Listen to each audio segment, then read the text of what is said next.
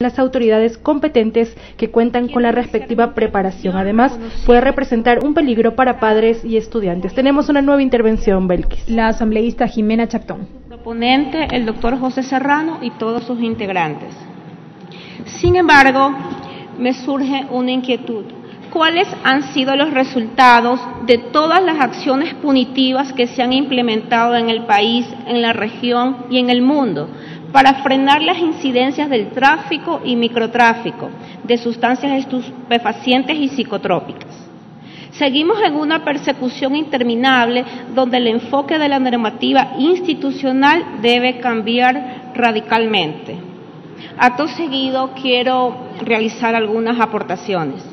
Las políticas de educación y recreación deben buscar márgenes de prevención general positiva, creadora de conciencia jurídica, vínculo que tiene el ciudadano con el Estado para delimitar su control social, ya que hablar de consumo cero es una distopía que no ha funcionado ya en 60 años. La visión del derecho penal debe encaminarse en nuevos senderos. No podemos seguir combatiendo a un monstruo con prevención negativa, es decir, desde el miedo. La nueva tendencia del derecho penal se cobija en la conciencia jurídica y un Estado que ofrezca verdadera rehabilitación social. Es básico decir que los sectores más desfavorecidos del país son los que están más involucrados. Ellos, los excluidos de la sociedad, no representan a los carteles del tráfico. ¿Se castiga el consumo o se persigue el consumo dentro de estos sectores? La evidencia está en las cárceles, que se encuentran llenas de personas que han cometido delitos contra la propiedad y delitos de drogas. Debemos establecer condiciones y evidencias de una práctica que tengan la obligación de reforzar el manejo educativo en materia social, familiar, en materia laboral, en materia urbanística, que puedan evidenciar un control correcto del consumo y reforzar su tratamiento a través del Ministerio de Salud Pública. Debemos plantear políticas para restarle el poder al que genera el microtráfico, que son los grupos delictivos, y evidentemente controlar su consumo. Se habla de un porcentaje que está destinado a ser valorado por su impacto social, es decir, valorar cuántos estudiantes están en problemas de consumo, pero omitimos valorar directamente las causas de este consumo, que es donde debe evidenciarse la problemática. Tratamos al problema del consumo como una raíz, cuando constituye todo lo contrario. Es una evidencia de una red de problemas que deben ser abordados, como la pobreza, la incidencia de indigencia, la falta de oportunidades laborales dentro de las familias y muchos otros más.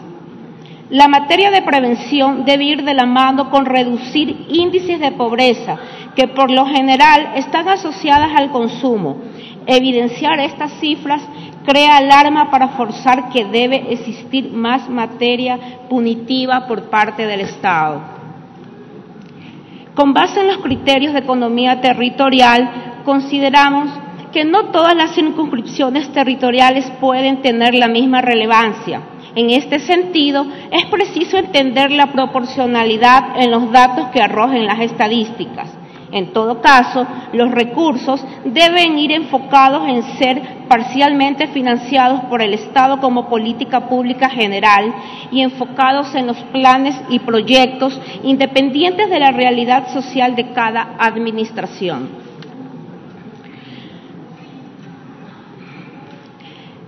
Me preocupa este tema en relación a la reformatoria del artículo 3 que reforma el artículo 3. Que los GAT no logran siquiera llevar a cabo sus planes y programas de descentralización de transporte terrestre y tránsito como parte de sus competencias. El delegar y entregar funciones de una política pública probablemente pondría en peligro todo el proceso que se pretende instaurar. Es importante lo que se menciona en el informe presentado en cuanto a la responsabilidad y marco de acción que tendrán los comités interinstitucionales provinciales, pero no olvidemos la trascendencia de los GAT en este aspecto.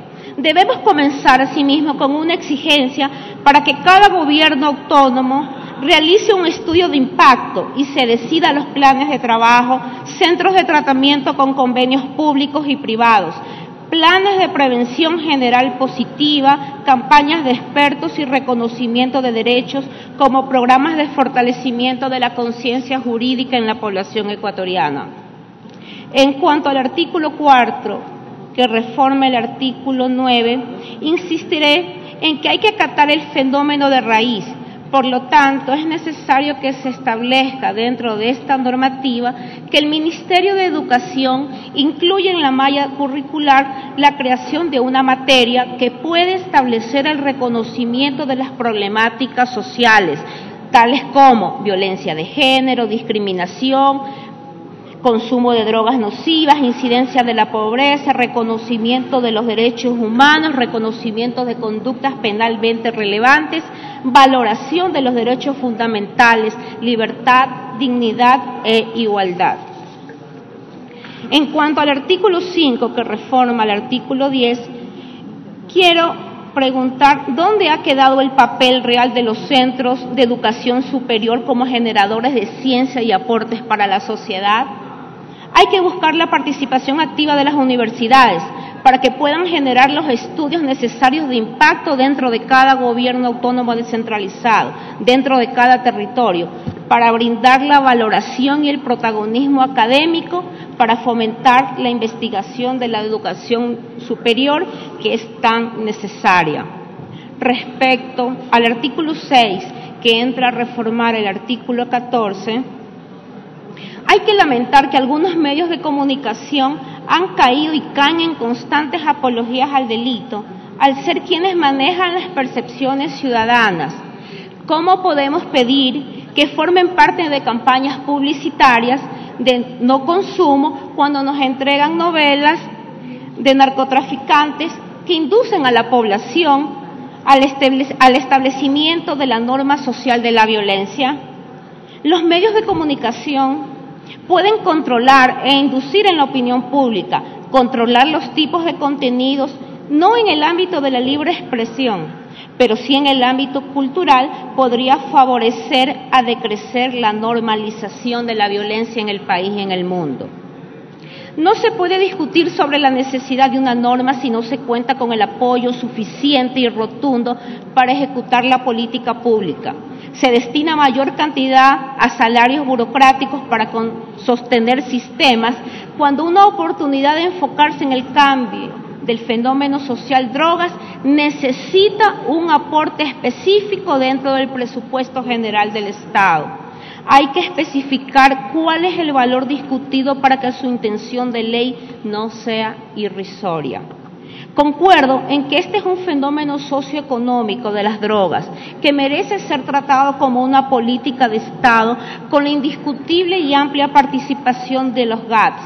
Sin embargo, quiero conocer bajo qué parámetros se estableció el 20% para la ejecución de este tipo de programas de prevención. Muchas gracias.